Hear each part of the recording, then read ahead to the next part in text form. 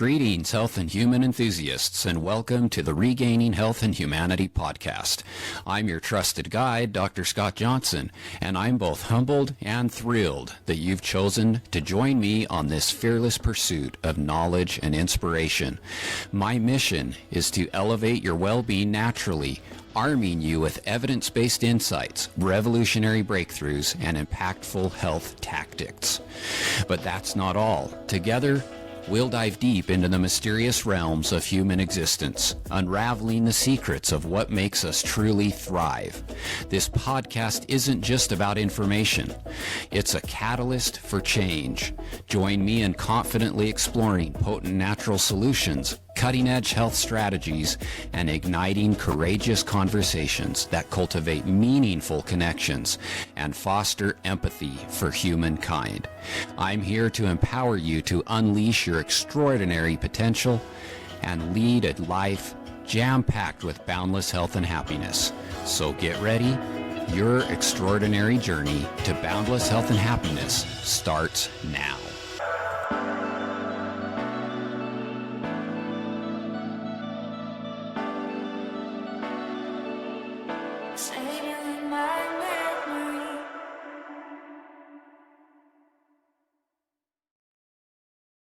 Hello, friends, and welcome back to the Regaining Health and Humanity podcast. Today, we're going to dive back into the subject of essential oils. But this time, for a different subject pool, we're talking about essential oils and animals with my friend, Dr. Janet Roark. Dr. Roark is a veterinarian and the proud owner of Hill Country Mobile Veterinary Service in Austin, Texas. She started using essential oils for her own health after battling physical as well as emotional struggles related to stress. So we have that in common, that our own health brought us to natural medicine. Essential oils have quite literally changed her life forever, and because of that, she has to tell everyone she meets about them. Dr. Roark began using essential oils in her practice about 6 months after incorporating them into her own life and doing a lot of research and reading every available book and article she could find on the subject. Hopefully, at least one of those was one of mine. Her first case was nothing short of miraculous, and she has never looked back since. She has dedicated herself to educating others about the safe and effective use of essential oils for animals and the people who own and love them. I'm glad she agreed to be on the podcast because I'm often asked if certain oils can be used for animals, and since my expertise is in human animals, I often refer them to an aromatic vet like Dr. Roark. So welcome, Dr. Roark.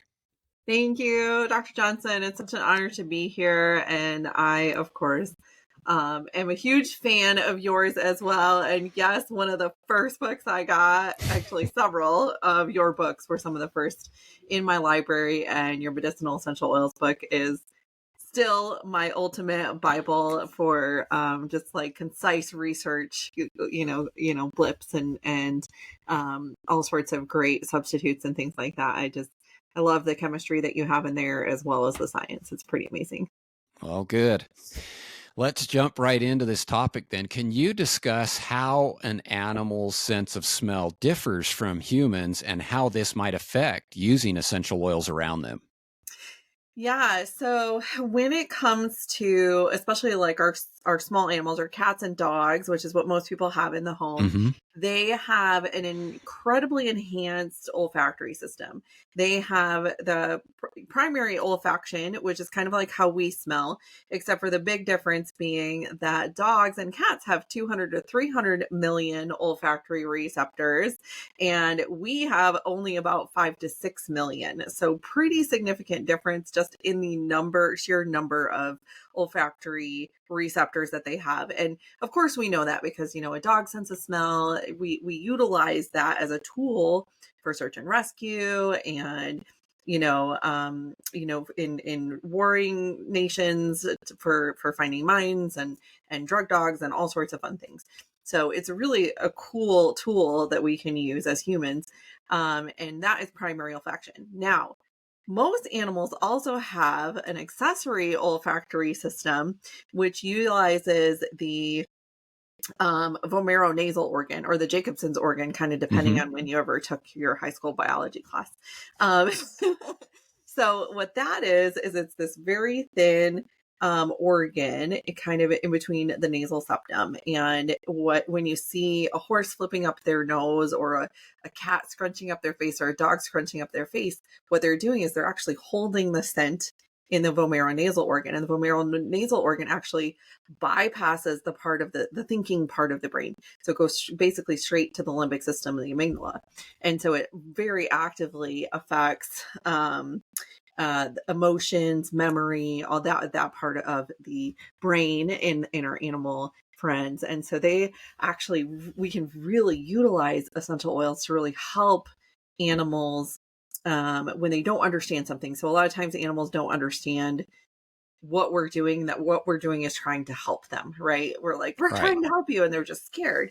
And so fear is a very natural response for a lot of animals. And we're able to utilize aromatherapy, utilize essential oils to really get them to kind of come back to us, to really focus on us, and realize that, not everything is there to attack them and hurt them, and that we're trying to help them. So I really love using essential oils in my practice, and of course telling the world about them as well. So yeah.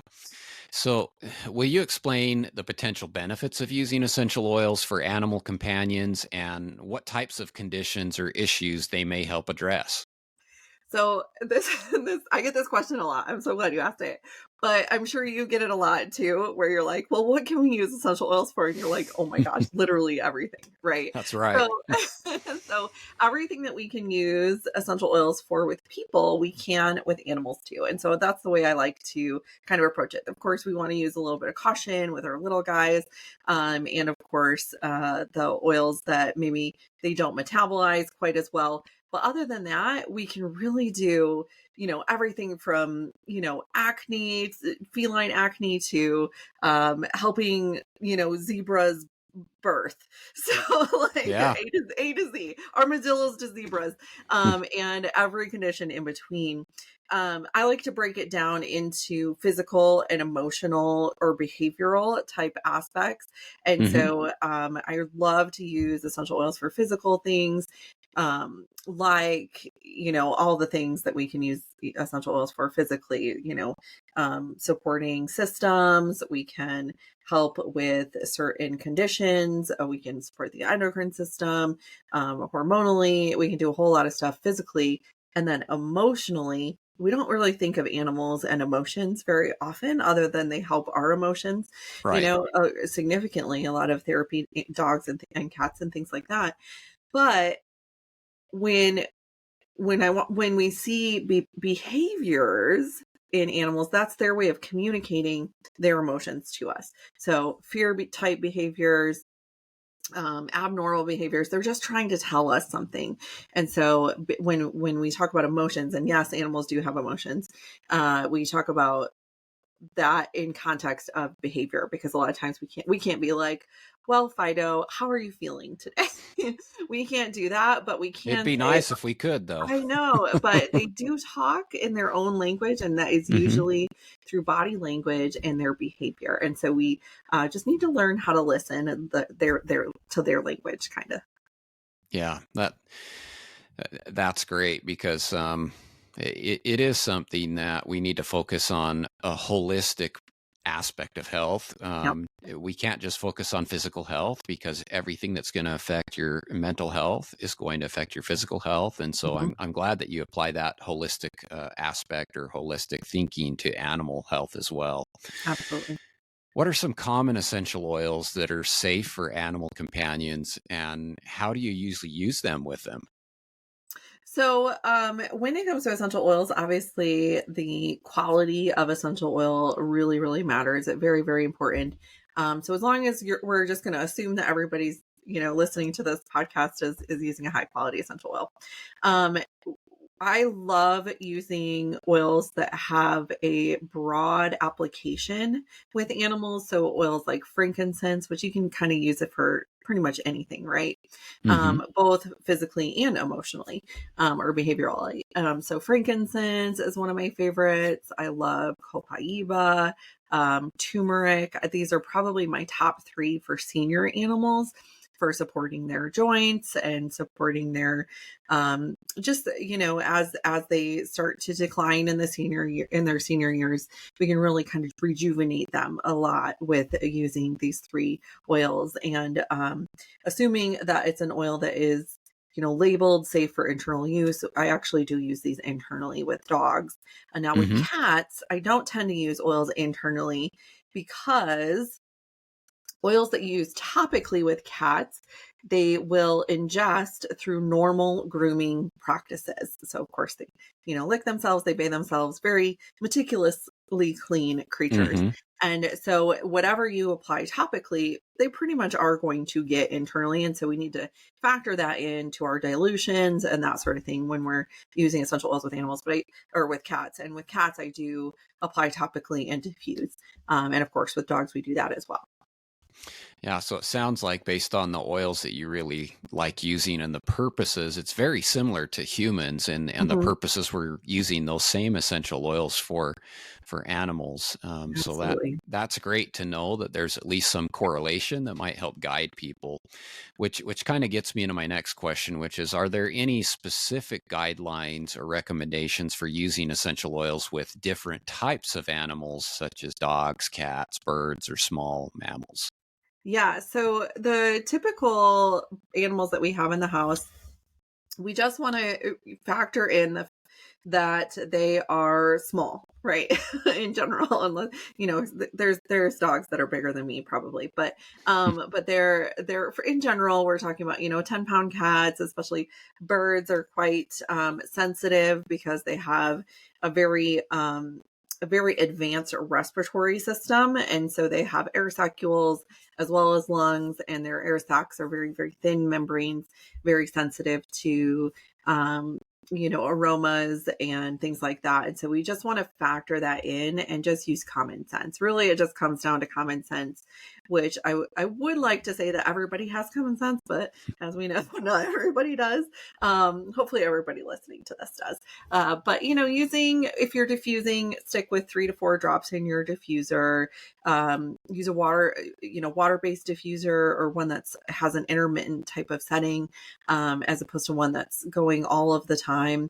And making sure that diffuser is in an area that's well ventilated, or the room door is open so the animal can leave if they wish. And you can do what's called self-selection with animals, where they can kind of choose which oils they like, which oils they don't like, and then only using the oils that that particular animal appreciates. So those are some kind of diffusion tips. When it comes to topical use, dilute appropriately. Usually with most animals, if you dilute to a 1 to 3% dilution, which is quite dilute, Mm-hmm. you're pretty much going to be fine with any oil. We don't use tea tree, wintergreen, or birch with any of these species, just because of the potential ramifications and they're very slowly metabolized, especially by dogs and cats. So we just use a little abundance of caution and don't use those ones, because we have other oils that work just as well that are much, Mm-hmm. much safer. So that's kind of the rule for that. And then for internal use, just being conservative. You usually only need 1 or 2 drops. You really don't need to go more than that with our small animals. Now, if we're talking like your farm animals, like goats and sheep and horses and cattle, they can have quite a bit more. They're herbivores, they're large, and can consume quite quite a lot, and they really tend to really enjoy essential oils. So if you have animals on a farm, definitely, I hope you're using essential oils with them, because they absolutely love it and they can really benefit as well. Yeah, and I'm glad you talk about dilution and appropriate use, because it's always important to just keep safety in mind. Nobody wants to be the cause of harming their animal, and so but essential oils are very safe Mhm. as long as you do use that common sense and you are reasonably using them. So that kind of gets into another thing that I'd say regularly comes to my inbox this question, which is one of the biggest controversies I see repeatedly online, is using essential oils around cats. In your expert opinion, can people use essential oils around their cats? So the simple answer is yes. But keep in mind that on the internet, there there are people who are very animately against this. Right. Just like there are people animately against a lot of different things on the internet, like essential oils in general. So, and then we won't even get into politics. Yeah. Not that kind of podcast. Okay, so I would say I when people bring that up, they're like, "I've heard essential oils are dangerous to cats. What do you think about that?" And I'll usually agree with them. So I'll say, "Yes, actually, most essential oils aren't great for cats because most essential oils are actually adulterated."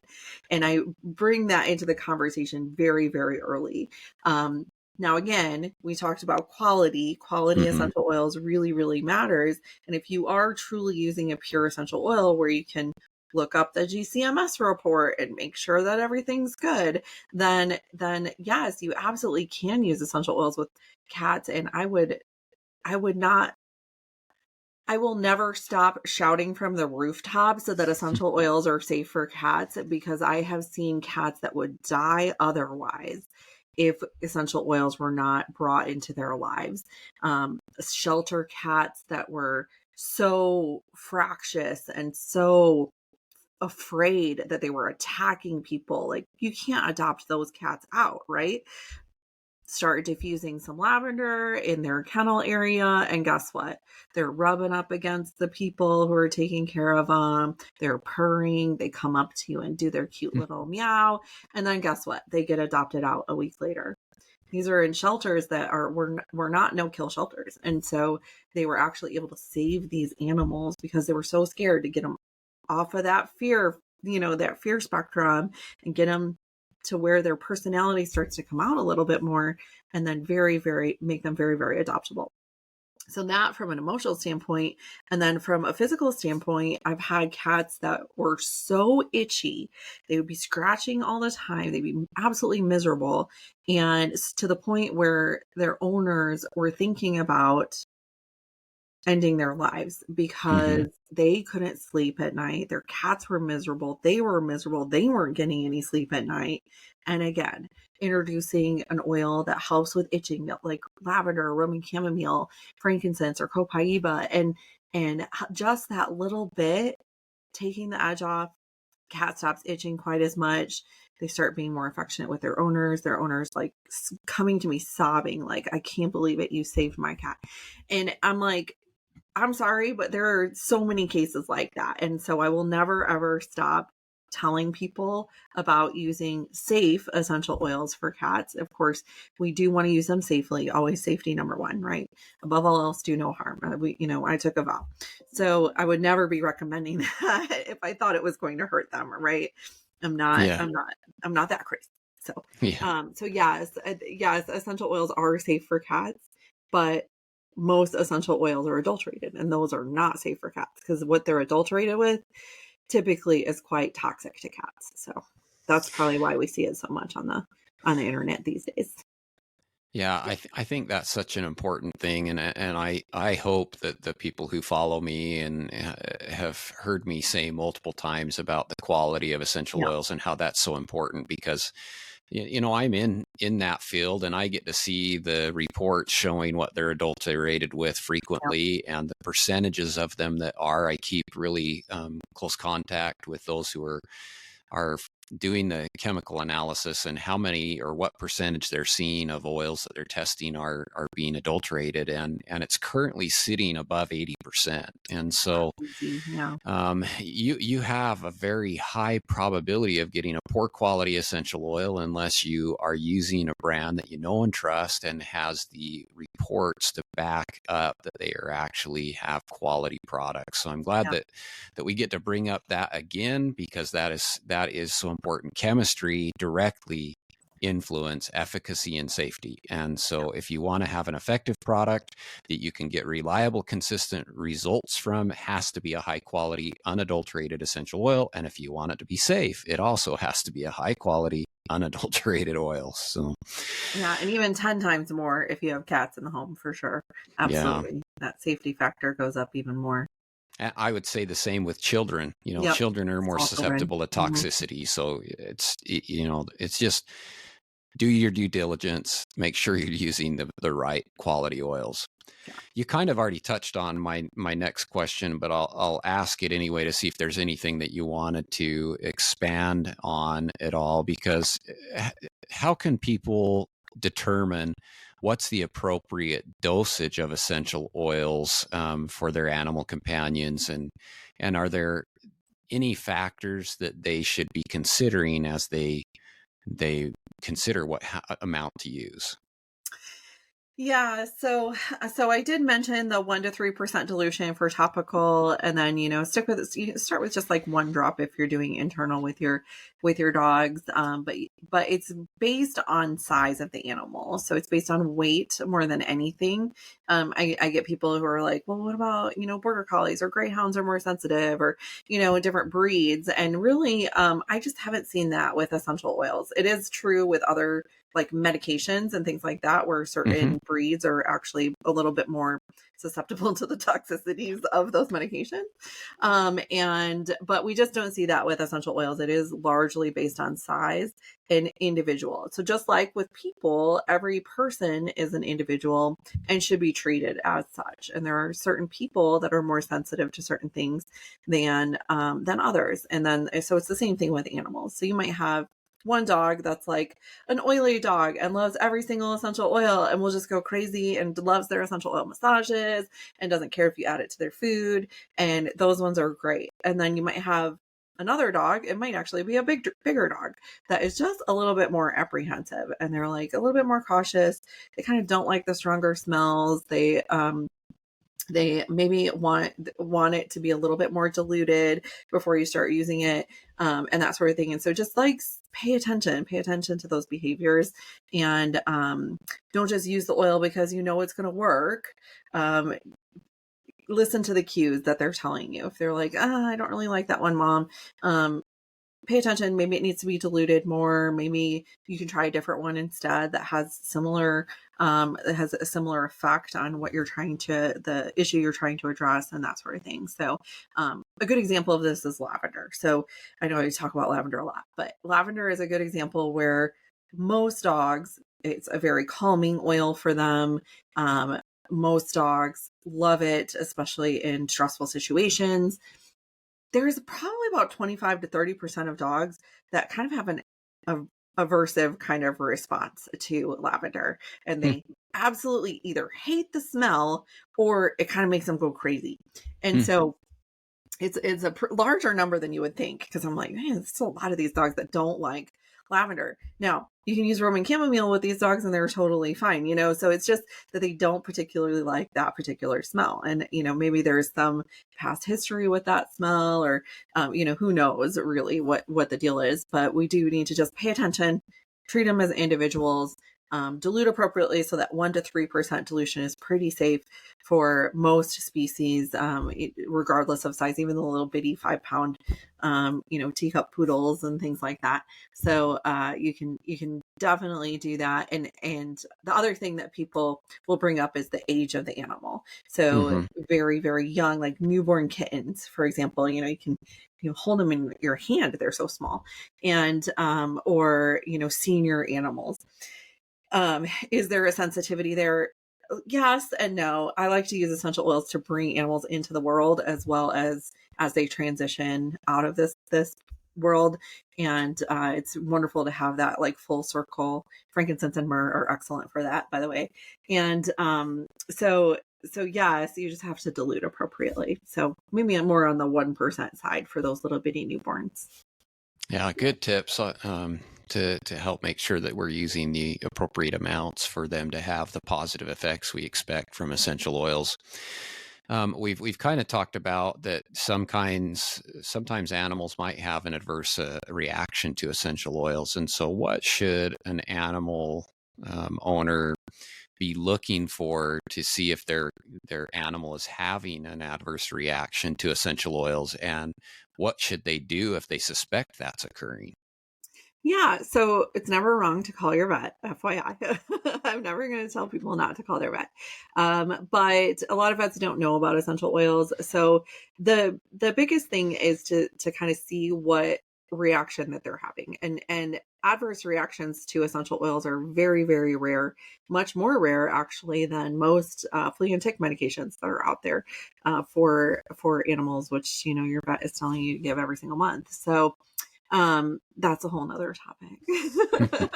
But when we're talking about adverse reactions, you can have an adverse reaction depending on how it's applied, right? So if it's an aromatic, you're diffusing a new oil, just kind of observe their behavior for the first 5 or 10 minutes of diffusing a new oil. That's always just a smart thing to do when you have animals in the home.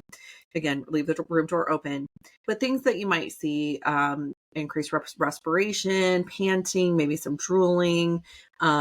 If you have a cat that is a little bit asthmatic, you might see some wheezing. If it's an oil that they're sensitive to, if they're having an adverse reaction. The good news is breathing in an essential oil, it's pretty easy it's very quick administration of the oil, but it's also quick elimination of the oil. So when all you need to do is get that, turn off your diffuser, open up a window, take your dog outside for a walk, get them some fresh air.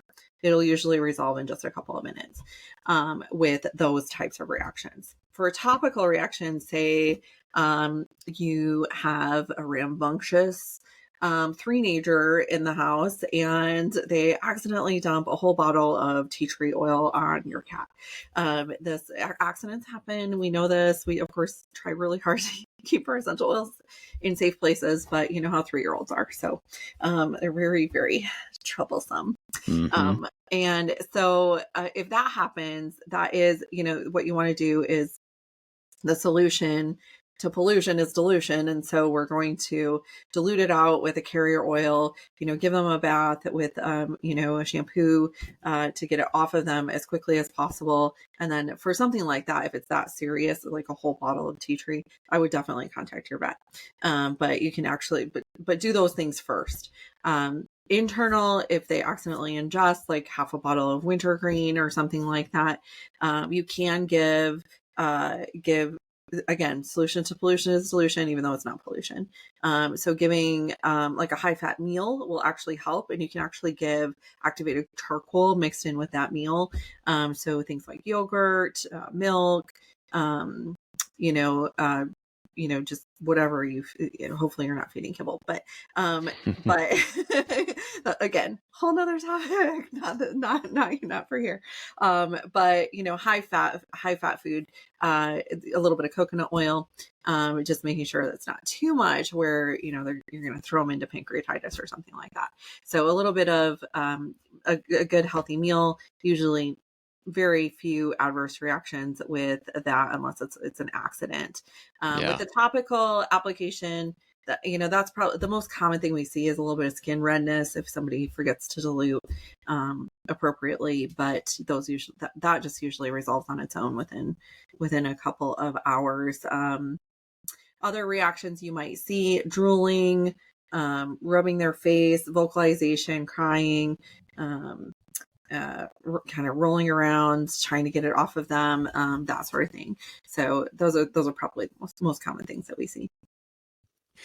So I'm sure there are a lot of dog lovers that are listening to this podcast and wondering what they can do to use essential oils as part of the healthcare for their animals. So can you share with us maybe just the top 2 or 3 dog ailments that you feel like are addressed really well with essential oils at home?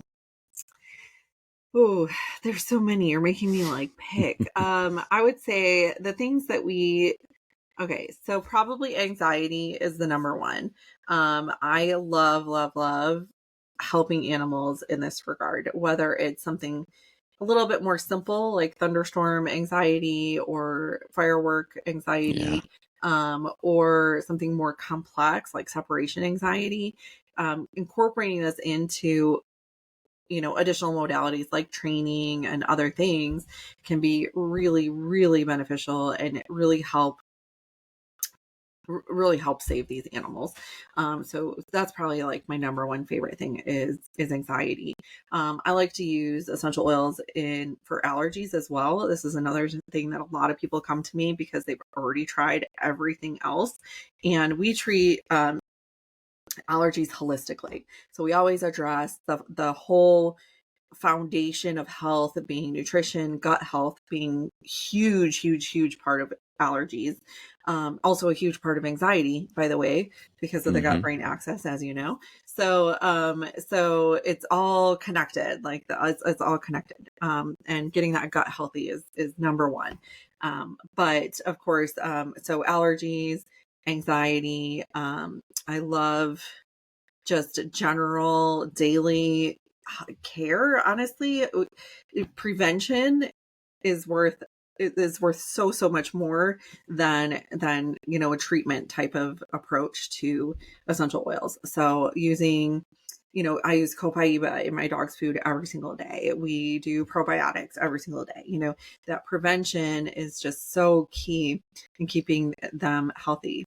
Skin and coat health, digestive health, that's the other really big one that we see. So chronic digestive problems, we can pretty much resolve almost like so quickly with essential oils. And then arthritis is the other big one. So senior animal type problems, weakened back ends, hip issues, joint issues, we can really support these guys with just a little bit of essential oil. And it's so fun when they're having trouble getting up and down the stairs and their owners come to me and I'm like, let's try some essential oils. And they try them. And like a week later, they're like, oh my gosh, my dog is playing for the first time in like 2 years, like a puppy again. And it brings tears to their eyes. They have, that dog has a better quality of life. That cat has a better quality of life, and their owners are just thrilled. So, yeah.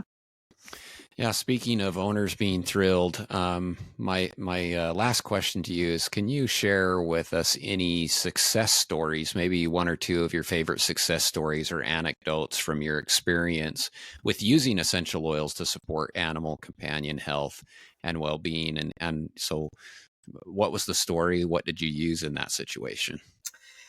I think one of my favorite cases was it was actually one of my students, and she was fostering this dog been that had been a bait dog. So what that is that dog was used in dog fighting situations, but was a very passive dog, and so the other dogs would get to beat her up basically because she wouldn't bite back.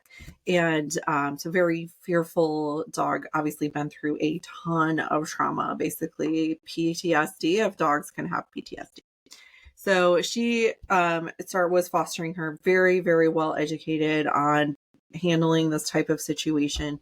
But this dog would go to sleep, and none of the other dogs or the humans in the home were able to get a good night's sleep because she would start crying in her sleep and basically have, the best way I can describe it is night terrors, because if you tried to wake her up out of it, she would lash out. And so it was just this horrible thing, where, obviously tons of trauma, right? And so we came up with a regimen for her, and we used topical, we used internal. I remember we definitely used some calming oils. We also used juniper berry. Juniper berry is actually really known for helping with nightmares in humans, and so I'm like, well, let's try it with this dog. And is this the night that the first night she tried it, this dog did not have any night terrors, and everyone slept through the night. Everyone woke up more well rested. Everything was better. And then, so she's like, well, maybe it was a fluke. So she tried it again. And as long as she was using these oils, we use lavender, juniper berries, some others. I'm sure we did copaiba internally too. And this dog was just able to overcome her past. and be a happy, normal, healthy dog because of essential oils when she was just had this big trauma that she had. So that is one of my favorite stories to use because it's a little bit different, and it's pretty extreme. But that's probably one of my favorites. I have tons. Do you Yeah. already do it? Yeah, maybe if you want to share one more, I think that people always love to hear the success stories because if anything, I think it gives people hope because Yeah, that was an extreme case, like you it's said, where extreme. you would think maybe there's nothing that can be done, but Mhm. essential oils are so powerful and they have privileged access to tissues and they have inherent polypharmacology because they have dozens to hundreds of constituents in them, and so they actually can do things that maybe other solutions can't. So, Exactly. I think our audience would probably love to hear another story. Yeah, I love how they cross the blood-brain barrier too. Mm-hmm. So speaking of that, I'll use this case. I have a client of mine who has a dog that had seizures, started having startle seizures when he was about 3 years old. Big lab. It's very sweet, kind of a goober, but he started having seizures pretty young, and they were startle seizures, so it was like loud noises would trigger him into a seizure. He was on the highest doses of anti-seizure medication that he could possibly get, and he was still having seizures. And so she came to me. We did acupuncture and some other stuff with him. But she came to me especially because not only because of the seizures, but because of the medications he was on, his liver enzymes were creeping up, and so his Mm. liver was starting to Yep. have trouble. And so I was like, well, the good news is we have essential oils that are really good at, helping to basically raise the seizure threshold so we can help prevent those seizures from happening in the first place. But also, those same essential oils are hepatoprotective. So they protect the liver. We can actually maybe see if we can get those liver enzymes to go down a little bit. So we use a couple of products and some natural products with him, frankincense, copaiba, and some other things. And he, within 2 weeks, of course, his seizures drastically declined. I think he had maybe a couple of breakthrough seizures a year. Again, his were pretty severe. So that was like a huge breakthrough for him. And within 2 weeks, his liver was back to normal. Like, so we actually reversed the negative effects of the medications. We were actually able to bring his medication levels down quite a bit. We couldn't get him totally off of them because his situation was pretty bad. But that was a really cool case where we could use them in conjunction with traditional medicine, and in a way that made that dog's life better and longer because we were able to get the dosages down on the regular medications because we knew those medications were actually harming his liver. And then we were able to support his liver so that it could get kind of back to normal. So that was kind of a really cool case too. And I have Yeah. so many like arthritis ones too. Hmm. One of my own dogs, actually, we kind of rescued her. Kind of not a really real rescue. It was my sister's dog, and she was like, we're getting rid of her. And I'm like, of course we'll take her, kind of a thing.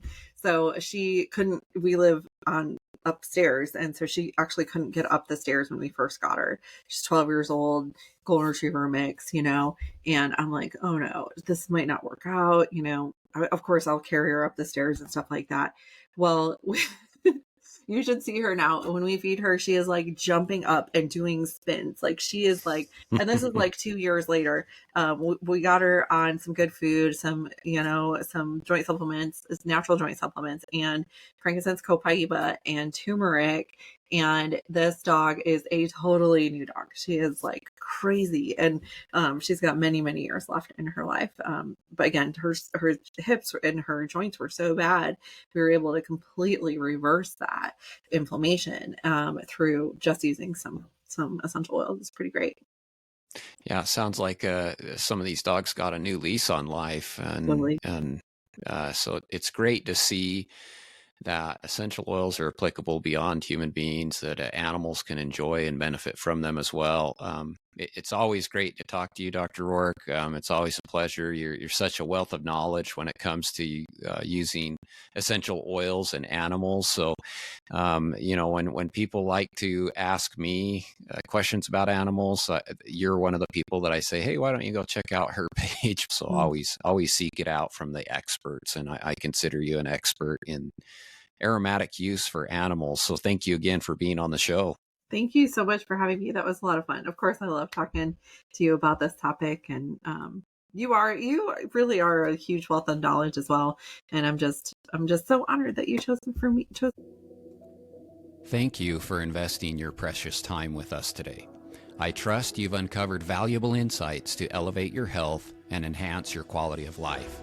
If you're hungry for more evidence-based wisdom to transform your well-being, I invite you to check out my 20-plus books, all waiting to be explored on my website, authorscott.com. Don't miss out on the chance to supercharge your knowledge. Please share, like, and subscribe to be part of the movement revolutionizing lives. In a world drowning in noise and endless information, your share can be the beacon that guides others to a better life. Together, let's make a difference by amplifying the life-changing knowledge you've gained today. Until next time, here's to your journey to boundless health and unbridled happiness.